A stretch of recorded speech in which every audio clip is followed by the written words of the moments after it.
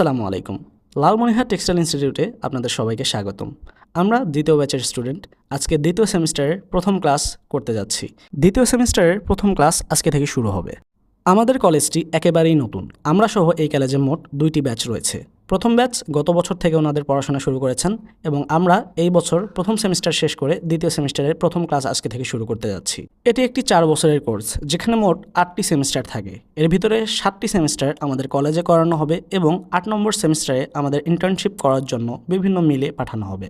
কিছুদিন আগে এসএসসি পরীক্ষার রেজাল্ট বের হয়েছে। আমাদের অনেক ছোট ভাই বোনেরা টেক্সটাইলে পড়াশোনার আগ্রহ প্রকাশ করে। তারা আমাদেরকে জিজ্ঞেস করে যে টেক্সটাইলে পড়াশোনা করলে কি আসলেই এর কোনো ফিউচার আছে। তোমাদের আমি একটা কথাই বলতে চাই, যদি তোমরা টেক্সটাইল ইনস্টিটিউটে আসো বা টেক্সটাইল ইন্ডাস্ট্রিতে আসো, এটা তোমার লাইফের একটা বেস্ট চয়েস হবে। কারণ বাংলাদেশে লক্ষ লক্ষ বেকার রয়েছে, কিন্তু টেক্সটাইল ইন্ডাস্ট্রি এমন একটা ইন্ডাস্ট্রি যেখানে তোমার চাকরির অভাব হবে না ইনশাল্লাহ।